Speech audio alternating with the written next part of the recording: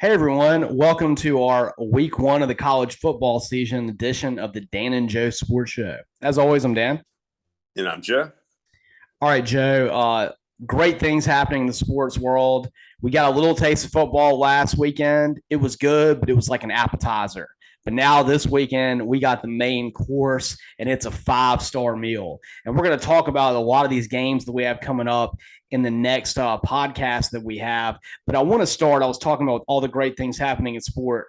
Maybe one of the best sports stories of the year right now is unfolding before our eyes, and actually, another chapter of it just got done a few minutes ago, and that's Serena Williams playing in her last U.S. Open, last tournament ever. Joe, it's sad for me because I'm such a huge tennis fan, and she's the biggest star in tennis. I mean, definitely the biggest star we've had in American tennis, maybe ever, at least since Pete Sampras. If you want to go into kind of a gender argument there. Although in my mind, I think Serena Williams is an even greater tennis player than Pete Sampras because she's one away from the all-time major titles record, which we'll talk about in a little bit. Meanwhile, Pete Sampras had it for a little bit, but he's nowhere even close to the realms of Djokovic, Federer, and Nadal when it comes to overall majors. So she's playing in her last tournament, and tonight, Joe, she beat the number 2 overall seed, Annette Kontaveit out of Estonia, which is just a massive upset, being that Serena is not even a seed in this tournament, which is why she was playing the number 2 overall seed in the second round. Of course, the way the seeding goes, if you're barely seeded, that's when you play those number 1 and number 2 players in the early going rounds. And that just shows, I don't want to say how little she's thought of, but the little regard that's thought of for her current ability that they had in this U.S. Open field with this massive upset she's pulled. Right. It's definitely, already off to a storybook start. Definitely interested to see how it progresses. And there was an interesting stat the other night. You may have seen it. They said that on this date, like 20 years ago or 21 years ago, I think it was Monday night, Serena had won a match at the U.S. Open, and Albert Pujols had hit a home run. And then one other stat happened too that same night. And then this past Monday night, the same night, you see Albert Pujols at 42 hit a home run, Serena Williams at 40 win a match. So just not much has changed as far as those icons. That's amazing longevity for both of them, especially, it's just like Pujols you don't hear as much about. So it's just amazing to hear him playing at 42. But this is a great effort from Serena to win. I mean, it's interesting because with her, it's not like she's playing bad. She's just not winning majors anymore. In the last couple of years, it's gone from where she wasn't, for the first couple of years after she had her first pregnancy and child, it was she would make it to the major finals, but then get beat by somebody like Radikovich or Osaka, someone in that kind of realm that was really coming along. But now it's, the last couple of years, it's been that she's not even making it, winning many matches in majors and not being competitive. And she's just too good to want to fade away for 5 or 6 more years being in obscurity. And Joe, I mean, you got to respect her decision because knowing who she is, she probably could get back out there and get back to the top of the mountain. But what she wants to do is have another child and have it not be as awful of a pregnancy as what she had the first time. Because, I mean, I think because of the kind of athletic shape she was in, that's why it was so difficult and why she frankly almost died during her pregnancy. Mm-hmm. Yeah, I mean, you absolutely, respect the time with family. I just think about my life, how busy things can get. And I just can't imagine, being a professional athlete of her status and having to travel so much and train and be away from your child and husband. But yeah, I totally get, what you're saying though about, as the curtain closes for her illustrious career, I can see, where that's kind of a feeling of, nostalgia. And also it's kind of shocked that it's over. Obviously you follow tennis so much more than I do. But I think for me personally, a moment like that would be when Tom Brady finally retires. That's really going to hit me, I think, pretty deeply. Yeah, I mean, this is a tough one for me. I like Serena. I've never been she's never been my favorite tennis player by any means, but I've always, been a fan of hers, especially because I really respect what she does for American women's tennis. There's been a lot of successful American women's tennis players, and basically during my lifetime, men's tennis has been a joke. It's been an afterthought. I've mentioned on the show probably 1,000 times. The last time a man won a major in the U.S. was Andy Roddick back in 2001, won the U.S. Open. I mean, we're talking 21 years now. There hasn't even been a lot of them that even got close. We thought John Isner was the guy that would get there. All he can do is serve it, but he can never break anybody's serve, and he loses all these 5-set just torturous matches. I thought James Blake for a while was a guy that could do it, but he retired early and is out there playing with John McEnroe and exhibition matches, and no one's really stepped up to the plate. And so you look at what Serena's did, and by contrast, she's won 23 majors pretty much in that same amount of time, where no man has won one. And what I think would be the coolest part about the story, I mean, it's been mentioned ever since, she decided to have her first child, hasn't won a major since then, that she was one major away from tying Margaret Court's all-time record of 23 majors. And, she still is at that same place. And if she could have her last major that she attends, she goes out and wins and ties that record. In my mind, that's even cooler than what John Elway did, going out and winning, Super Bowl for his last, year, because he was 38. Serena Williams is 40. John Elway never had a child. Serena Williams will have done that after having a child, and the only reason she's getting out is so that she can have another one. And she can go out and do it in her last major, where she's not even ranked, not even seeded. I mean, it would be mind-blowing if she could do this. Yeah, and Elway, I'm not even sure if he had announced his retirement on his last game. I think that was still kind of up in the air. And so I think Serena, too, it's unique in the sense that we know when it's going to happen, projected, and, it's just kind of like, when does the curtain close? And so, yeah, to me, it just really boosts the interest in this event even more so, and really interested to see, how she does in the next match. That's right, Joe. And one thing that I want to say is, someone that's, I'm not going to sit here and say I'm like a valedictorian when it comes to tennis history, but I know a decent amount about it. And in my mind, you cannot look with me the straight face and try and tell me that Margaret Court's a better tennis player than Serena Williams. The eras are completely different. And part of it, to be fair to Margaret Court, is a little bit of a bias issue and a availability issue. So a lot of Margaret Court's major wins, 13 out of her 24, were what's called the amateur era, where women weren't allowed to play professional tennis. They weren't allowed to be part of the USTA, the WTA, the World Tennis Association, and theirs weren't counted in the same kind of professional way. So you've heard about things like the Virginia Slims Tour. That was something that she played in. Billie Jean King, a lot of the early tennis figures and women's tennis played in it. Those didn't count as, that's not considered professional like the way that we think about it. So a lot of Margaret Court's wins were in that. And another thing too, and like I said, so you can argue that she didn't have the same opportunity. Well, Serena had to go against people that had all the opportunities, all the players from around the world, and it was a lot more restricted back then. And so Margaret Court, she's from Australia. Really, it was countries like Australia, England, France, the U.S., kind of restricted to those kind of people that were even able to play tennis back then. And meanwhile, Serena's had to take on people from everywhere. And not only that, she's going to take on a lot of American tennis players that got into it because of what she did. So, I mean, in my mind, I just don't think that there's any way that you can say that Margaret Court's a better tennis player than her, or that any woman is a better tennis player than her ever, regardless of what she does, the next couple of weeks in Flushing Meadows, New York. No, absolutely. I don't even think it's a discussion. I think, general sports fans like me, obviously I like tennis, but I'm going to know more about the history of basketball, football, and baseball. And I've never really heard anybody but Serena just unanimously is the best, tennis player. And so I really don't think that's going to be a discussion long term.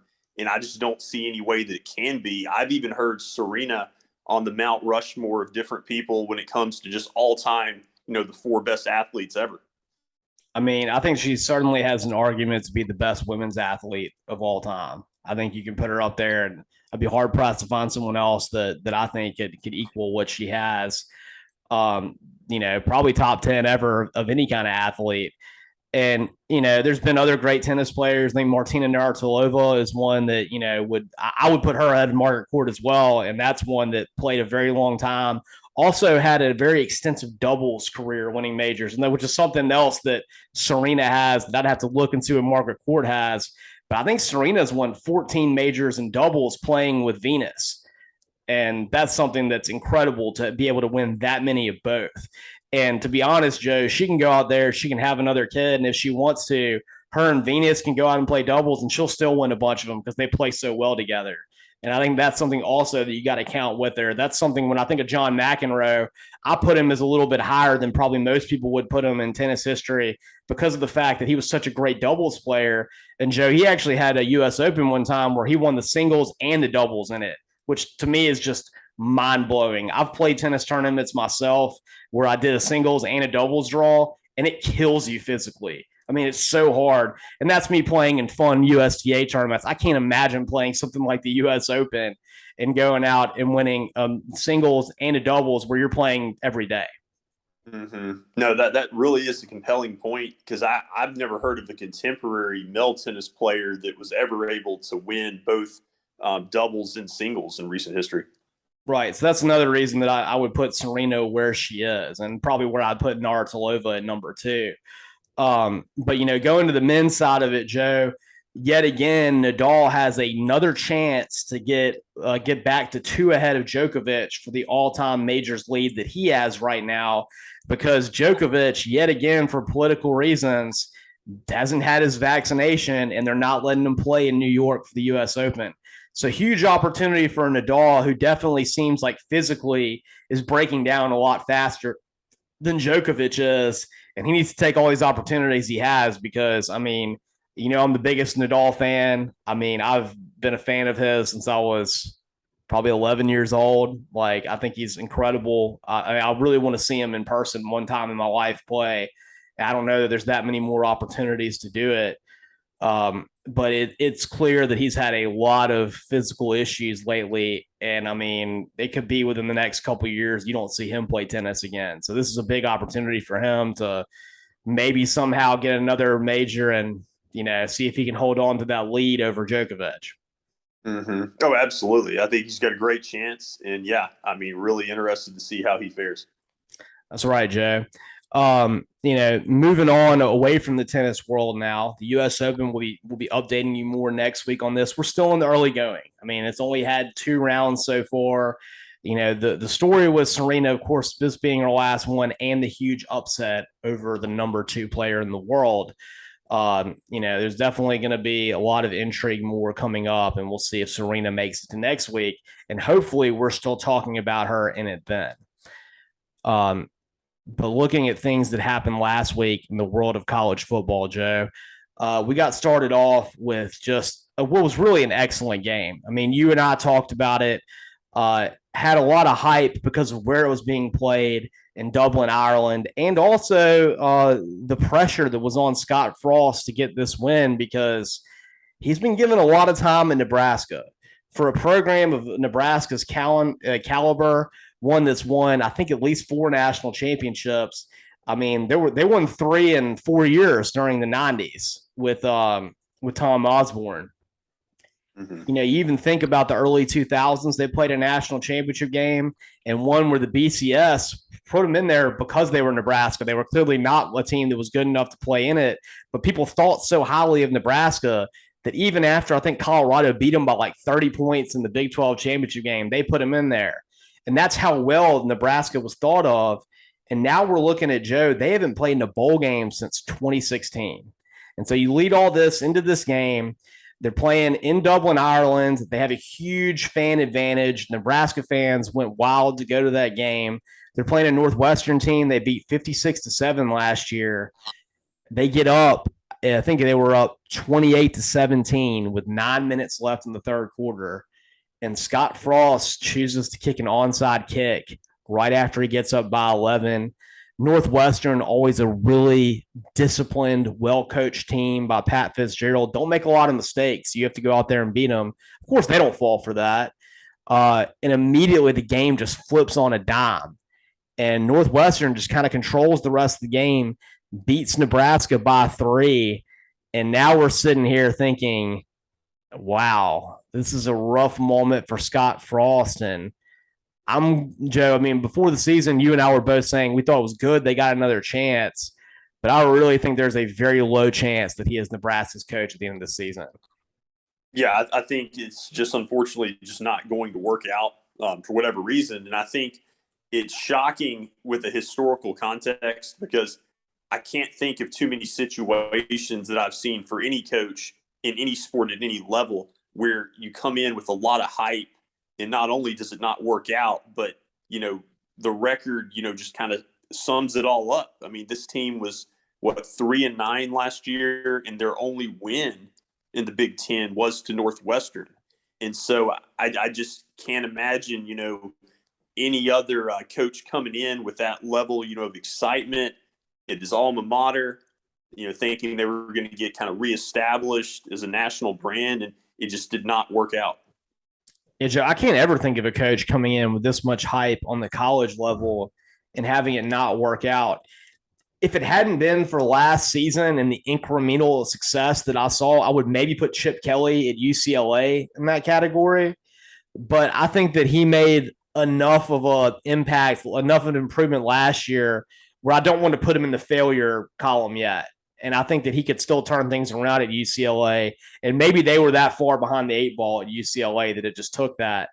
But outside of if for some reason the wheels fell off at UCLA this year, I can't possibly think of another example in college football that could compare to what it looks like is about to happen in Nebraska. And just not even having a winning season, it's like we're not even talking about 7-5 or 8-4 where you're not in, the Big Ten championship discussion. I mean, this is just not even meeting, Bo Pelini expectations. I mean, Joe, we're talking like 6 years without making a bowl game for Nebraska.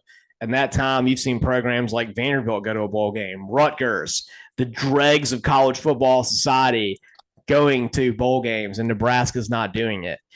And the worst thing, and I saw this tweet today, I showed it to you, and I couldn't believe it the more I read it, that 7 times in Scott Frost's 5 seasons in Nebraska, they have lost games where not at the very beginning of the game where they say, Alabama has a 99% chance to win or whatever. At some point during the game, based on what had happened in that game, Nebraska had an over 80% chance to win the game. He has lost 7 of those games. And even worse, in this last 9 games, coach, not the last 9 losses, the last 9 games, 4 times he's lost games where at one point in the game they had an over 80% chance to win, including last Saturday against Northwestern, where right before that onside kick, they had an 88% chance to bring home the dub. Mm-hmm. Right. And to that point, like there's just that record where they've lost so many one possession games. It's just not working out in a close game. And it's just so unfortunate. I was rooting for Scott Frost to work out in Lincoln. I was really kind of excited to see Nebraska back on that national stage in prominence. And I still think he's a good coach. Just for some reason, it looks like they both need to hit the reset button and have a fresh start. That's what it looks like to me too, Joe. I mean, I hated it because in my mind, when it first happened, when he first got hired, the first thing that went off in my mind was like, it's like Steve Spurrier when he came to Florida. I mean, Florida was a program that did not have the history of Nebraska at the time that Steve Spurrier came in, but Steve Spurrier won a Heisman Trophy at Florida. They were good back when he played there. They didn't win national championships, but I think they were, like Sugar Bowl type level team at Florida. And of course, he came in, owned the SEC for over a decade, won a national championship, and he was the favored son. And I thought Scott Frost coming back after having won a national championship as the quarterback at Nebraska, was there during Tom Osborne's heyday, saw what it took to create one of the most dominant machines we've ever seen in college football, what Tom Osborne was doing with Big Red. And I thought it was a match made in heaven that he was going to come in and then maybe within 3 years they'd at least be playing for a Big Ten championship. And I'm just shocked to see right now what happened on Saturday when, obviously Northwestern gets more out of less than anybody else in college football. They do. Pat Fitzgerald is just an amazing football coach, but the talent's just not even close, man.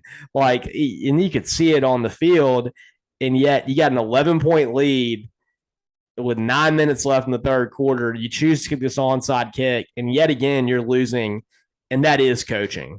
They say like what it's not the X's and the O's and the Jimmys and the Joes. Well, that's true to an extent, but when you're looking at all these games you lost where you had that high of a percentage of chance to win and all these close games, guess what, buddy? It's coaching. Yeah, I think so.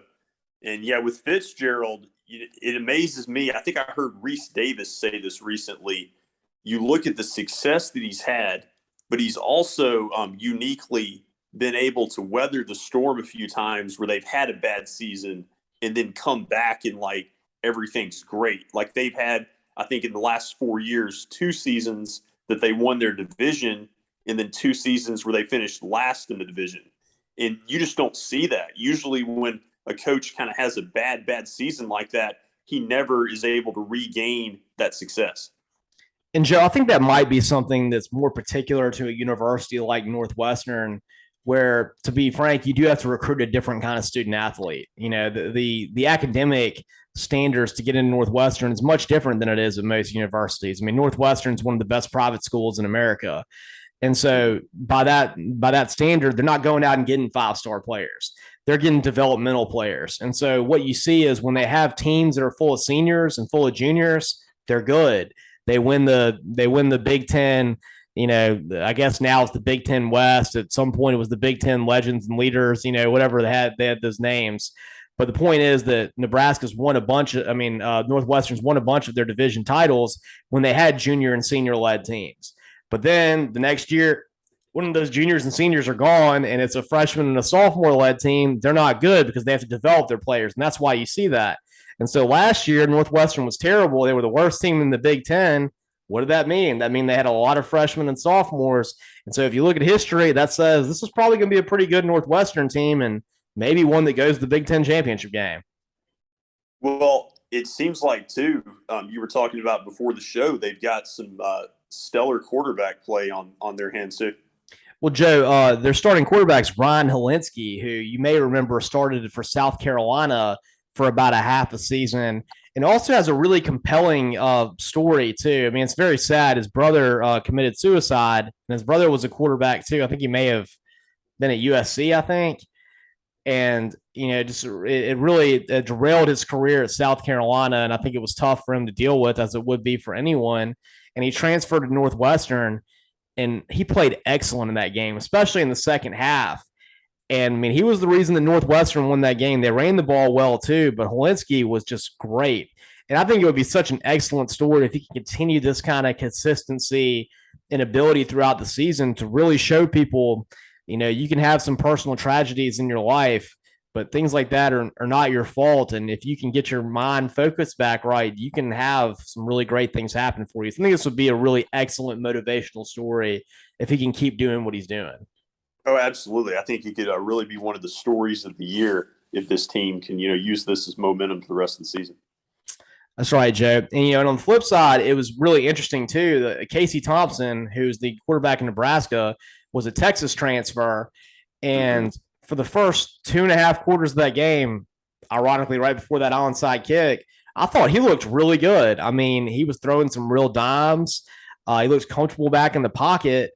And he even had a little bit of success with his legs. And then all of a sudden, after that onside kick happened, he was not staying in the pocket. He was throwing balls, too high and away from receivers. Didn't look very comfortable, and he just kind of faded when the game got a little tighter. And just definitely, another example of me showing you, the very highly recruited kid, the one that went to Texas, transfers to Nebraska, doesn't get it done. Meanwhile, the guy who had to fight and scratch to become a starter at South Carolina, personal tragedy happens. He doesn't get it back. Now he's at Northwestern, goes out and has a great game. That just shows you like the miles difference you have right now in coaching between Pat Fitzgerald and Scott Frost. Mm-hmm. And like I said, I was a huge Scott Frost fan. And right now, absent something crazy like them upsetting Oklahoma in a couple weeks, hard for me to imagine him being there, which I'm shocked to say. Yeah, I mean, you start to wonder, how long will he last this season, and how quickly, is the speculation going to start? I've already, even heard rumors this week about, coaching candidates, and so it's definitely going to continue to be a story.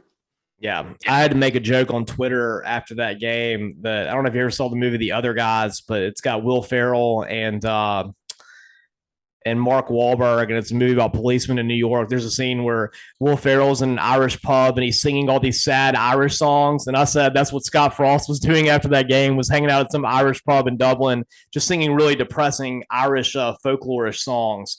Because that's how I imagined how bad it was. Like, I'm sure there were a lot of jokes about them leaving him in Dublin after that game and not getting, even on the team flight, because that was really just how bad that loss was. Yeah, that was a long trip home. All right, Joe. A very short trip home, even though it was a long flight, is what Vanderbilt had. They went out to Honolulu, and with all the distractions that you could have in the world's paradise that is Hawaii, with traveling all that distance, getting to experience the beauty that is Hawaii, Vanderbilt went out there and put on an absolute clinic and just dusted the Hawaii Rainbow Warriors in Timmy Chang's first game, 63-10.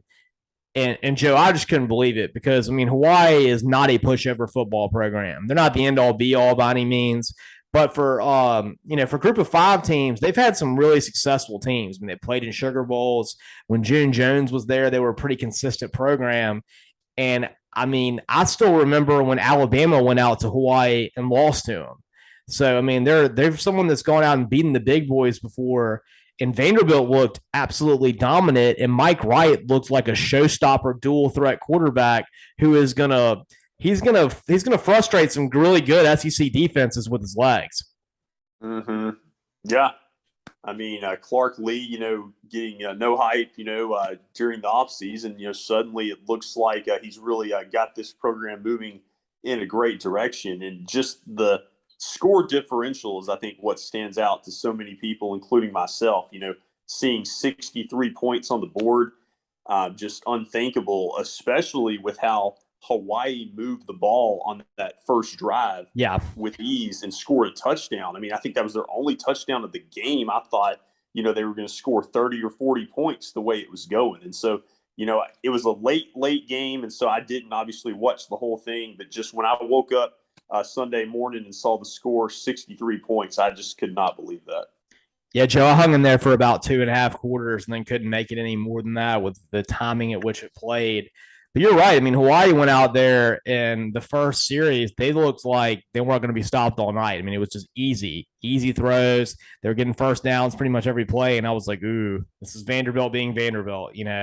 You could just kind of see it. You could see maybe another Vanderbilt loss to someone like East Tennessee State, where they lost last year.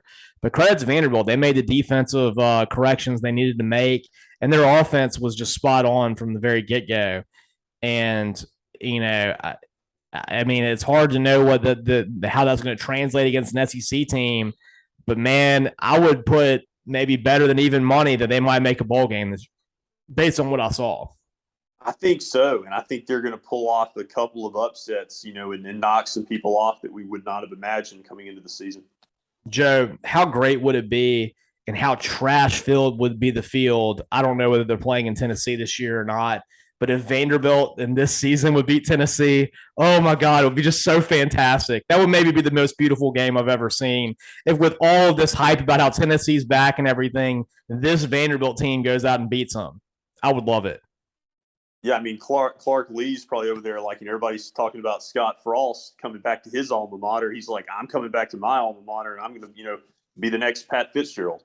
That's right. Hey, that's the kind of game that Pat Fitzgerald would coach. So great win for Clark Lee, and just highly impressive right there. So we'll see if they can keep it up. Joe, and a couple stories before we finish out by doing our top five. You and I have been highlighting really great NIL uses by student athletes the right way.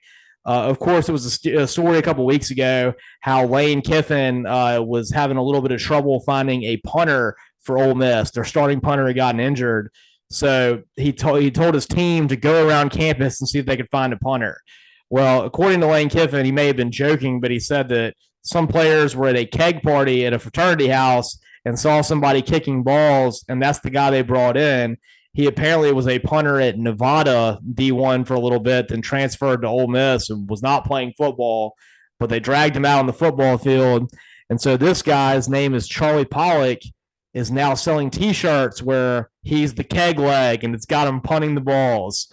So good for him. I hope he makes some money off this because as a backup punter at Ole Miss, I can't imagine there's much more money to be made playing football.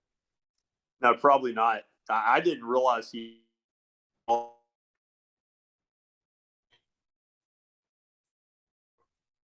Yeah, I mean, it was definitely, he had some issues. He had stopped playing football there for a little bit, but yes, now he's playing.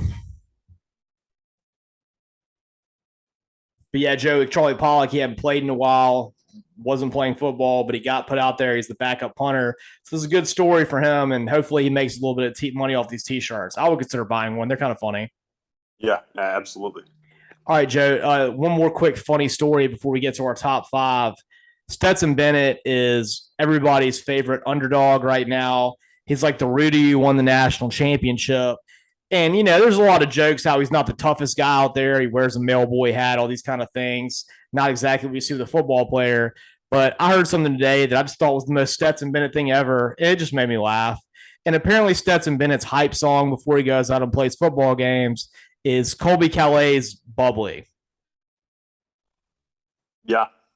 Which, yeah, I told you before the show, like I'm kind of that type of guy where I like a lot of popular music over the years. I've used Ariana Grande before as a walk-up song for recreational sports leagues. So I totally am on board with this, but I do get, where it is a little bit surprising, in the mainstream.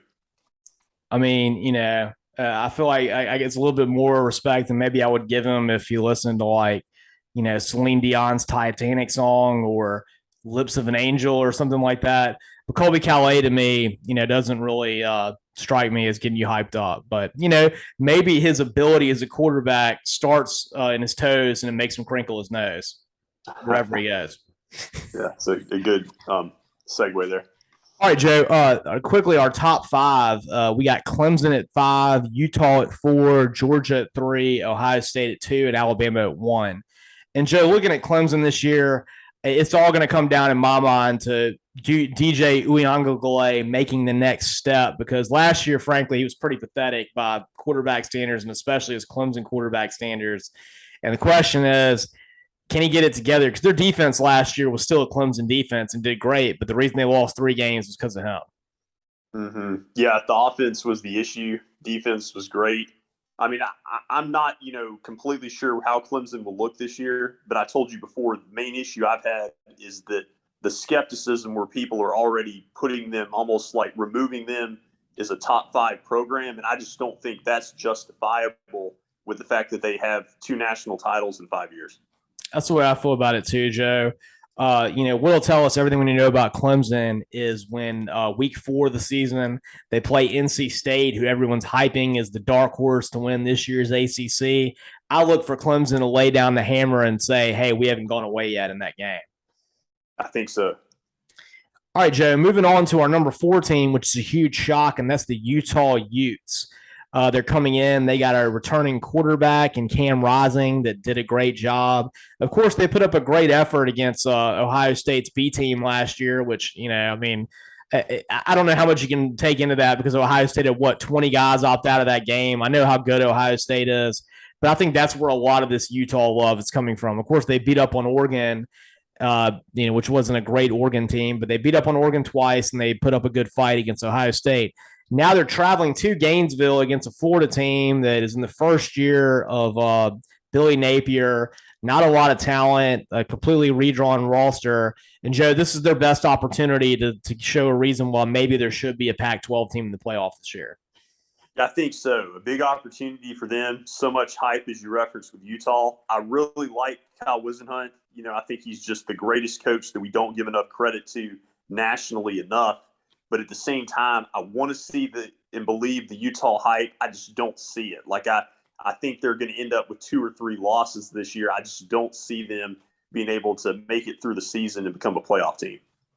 Joe, I love Kyle Wisenhunt too. I mean, he's Pat Fitzgerald has even exceeded on a higher level. Now, Utah doesn't have the same academic standards, but they're still not a traditional power, and he's made a great sustained success story there. Joe, I'm not going to believe the Utah hype unless I see them go into Gainesville with 95,000 fans and they go out and they win by double digits. Because guess what? If you're the number 4 team in America legitimately, you should beat this depleted Florida team by 14 to 17 points. Mm-hmm. And I would also feel better about the hype if they had won that Rose Bowl. Like, I still kind of remember that and think of Ohio State winning it. That's right, Joe. Moving on to our top 3, we got Georgia at 3. Of course, Georgia loses a whole lot. They return the mailman, but they lose some of their best players, like Adonai Mitchell that went to Alabama, receiver. Their running backs from last year all gone. Of course, all of the great first-round draft picks on defense. But of course, they're reloading. They take on Oregon week 1. I think this is a great metric game because if Georgia can go out and, just dominate Oregon, even with everything that Oregon is returning, which they didn't lose a lot, and they now have Bo Nix as quarterback, I think that tells you that Georgia is yet again a real national championship contender.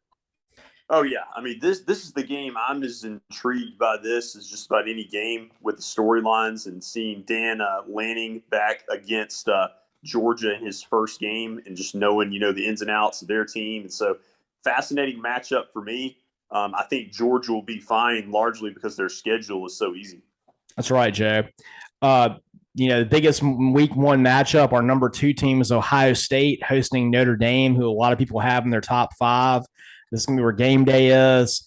Ohio State, of course, has, them and Alabama have the most talent. And, of course, they're returning C.J. Stroud at quarterback, Jackson Smith and Jigba at wide receiver, Henderson at running back, and then, of course, they have Marvin Harrison's son at wide receiver as well. This Ohio State team is a wrecking ball. We'll see what Notre Dame can do in their first game with Marcus Freeman. But we'll learn a lot about how great Ohio State is based on how they win this game. Yeah, I think Ohio State has what could be the makings of a historically good offense. It's just how good would their defense be for me. That's right, Joe. And our number 1 team, Alabama, I know a lot of people probably put Texas as their game. I've got Arkansas, them traveling there. Arkansas put up a great effort last year, and I think that's going to be a tough road environment. And, Joe, with that being said, you can listen to all of our episodes on Spotify. You can follow us on Twitter at DJ Sports Show. And as always, I'm Dan. And I'm Joe.